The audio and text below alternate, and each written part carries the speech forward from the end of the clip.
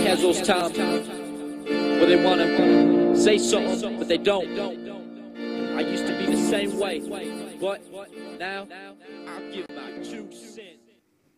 Hello, YouTubers. I'm finally back, and we're gonna be talking about one of my favorite characters, Spider-Man. If you don't know Spider-Man, he's one of the most famous comic book characters. He's been in a lot of things, including the comic books. Within his release in Amazing Fantasy, he's also sparked a bunch of media, including headphones, toys. Very memorable 90s hit TV show, 3 Sam Raimi films, and a new Amazing Spider-Man film who's set to come out with a sequel. And of course, his video games. Spider-Man is a huge part of my life, and I've always loved him. And, I mean, he's the man. So we're going to be counting down our top 5 favorite Spider-Man games. I hope you guys like the video, and remember to rate, comment, subscribe.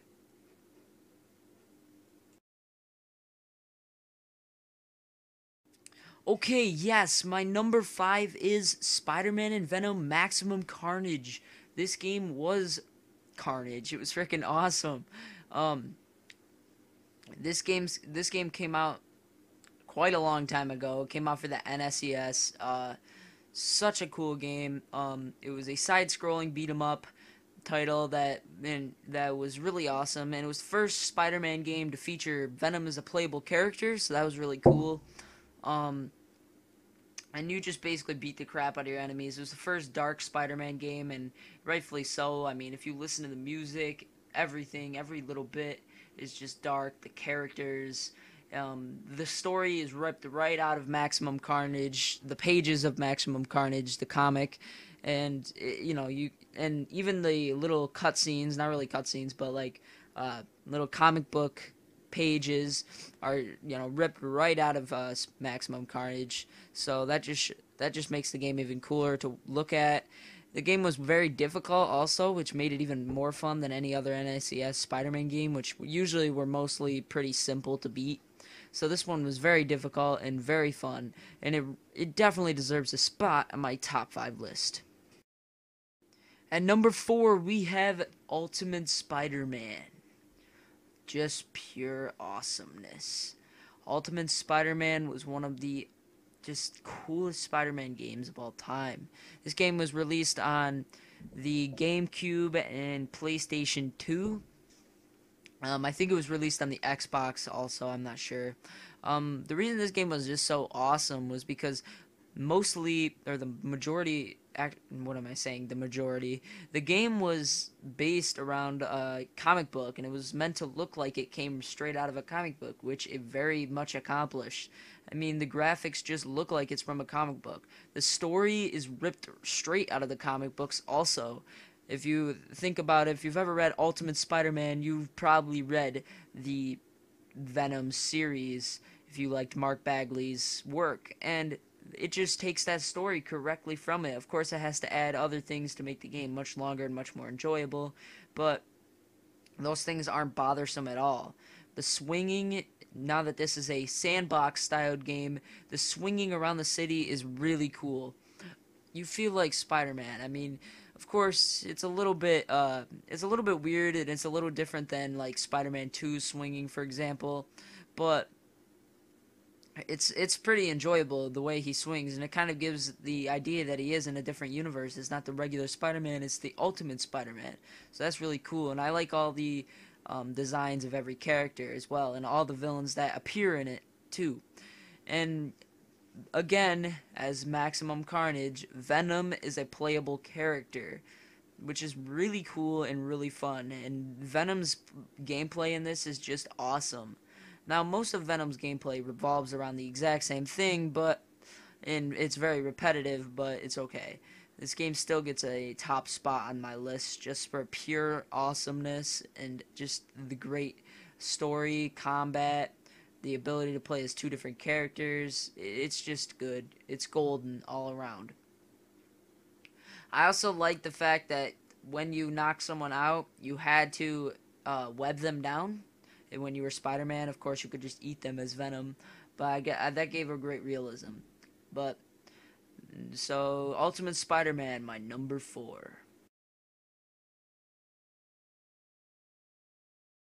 At number 3, we have Spider-Man for the PS1. Now, this will be probably my most controversial one from everybody. Um, Mainly because they don't think it was as good as Ultimate Spider-Man, but I loved it, and as a kid, I played it way more than Ultimate Spider-Man. I played it over and over and over again. I would beat it, play it again, beat it, play it again. Because it just had that effect on you. The game was just so much fun. I mean, sure, it wasn't a sandbox-styled game, but the story was pretty thin tight for a PS1 game. The the action was really good for, again, a PS1 game, and for its time it was just amazing. The graphics were great again for its time. The number of villains that come into play, it just shows the people thinking outside the box. Now, sure, this was made mostly for the cartoon, but it was all awesome. And you teaming up with Venom to take down Carnage and Doc Ock, that's just a huge pointer and made the game just so much more fun. I like this game mostly because of the wisecracks of Spider-Man, Stan Lee voicing the beginning of it, the memorable characters, their designs. It was just awesome, including Monster Rock, but, you know. So the game was just awesome, and it also showed a lot of key heroes also that helped them, not just villains. But, yep, Spider-Man for the PS1 is my number 5. At number 2, we have Spider-Man Web of Shadows. This was a really close tie with the number 1, but overall I thought this deserved the number 2 spot. This was one of my favorite Spider-Man games. I love playing this game, actually, and this is like PS1 Spider-Man. I still play it over and over again. Now, sure, it does have some repetition, similar to like an MMO, but I don't even care. The combat never gets stale. It's a button mashing combat, but it never gets stale to me. The aerial combat is just awesome. Being able to jump in the air, connect a web line to an enemy, and hit him from above. I thought that was just the coolest mechanic in a game. The ability for you to freely at any time switch from the red suit to the black suit was just a cool thing to have, and I just loved doing that, just switching randomly. It's just cool, and the effects when you switch is just really awesome also. The characters in the game are fun, and how you interact with them is just awesome. The story is pretty good, and I would say that if you're just looking to play, you're going to have a lot of fun. If you're really thinking about the story, it's probably not that really good compared to Spider-Man in a way, and some of the stuff doesn't really make a lot of sense, but I didn't even care about that. Now, the huge gripe about it is the voice acting. I don't know how they got Squidward to play Spider-Man, but they did somehow. Um, yeah, and if you want to hear his voice, just look it up. I'm sure you'll hear some hate comments about it. But you know, he sounds like a more nasally version of Squidward. So I would have a problem with that. But other than that, I mean, it's pretty Loctite. The Venom turning the city into symbiotes, and all the different villains who eventually get changed to a creative symbiote counterpart. It was just awesome, and I loved it. I just loved playing through it. It was just an amazing time. I had so much fun with it. And you guys, with anybody, I definitely suggest this because you will have a lot of fun playing this game. No matter who it is, you know, you'll just have a lot of fun. Trust me on this. Okay? And, yeah. So, yeah, Spider-Man Web of Shadows at my number 2 spot.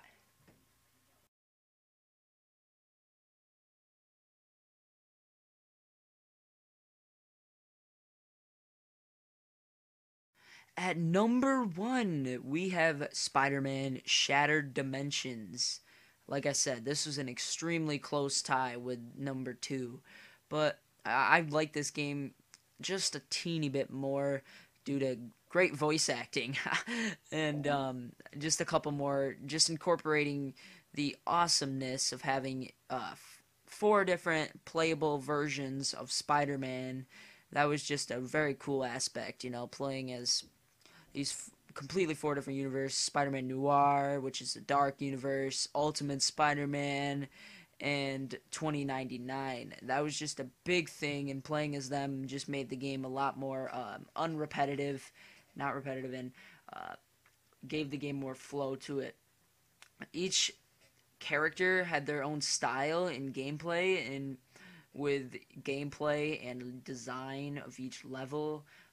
The Amazing Spider-Man or the regular Spider-Man had more of a sort of comic-y look. It was supposed to look more like it was kind of out of a comic book. That's what that was more like. And his abilities were more web abilities uh, and wisecracking jokes, of course, but most of them were.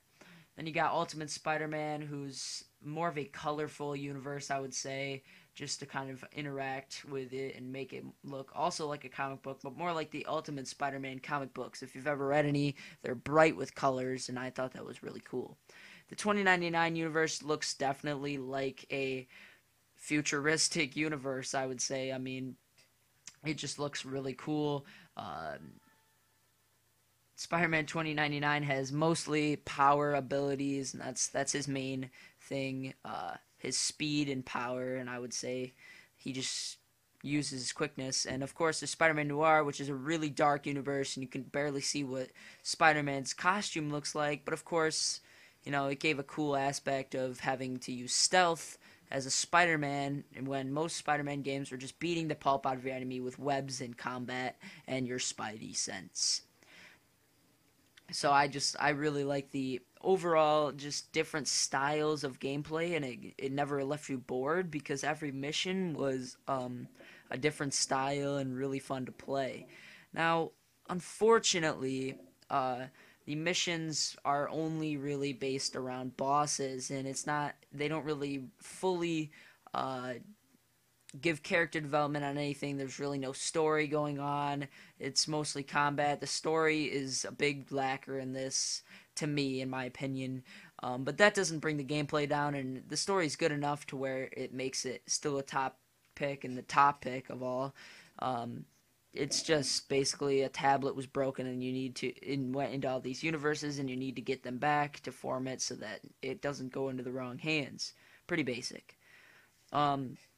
The array of enemies is pretty good, and I feel like it would have been better if they used like less enemies in the game and just kind of like 2 levels, maybe have an enemy find a fragment, you get it back, and then he finds another one or something like that. I think that would have been a little bit better, but I have no choice to say. I have nowhere to say because this was still a great game overall, and anybody who's played it has not really given it any bad remarks on that.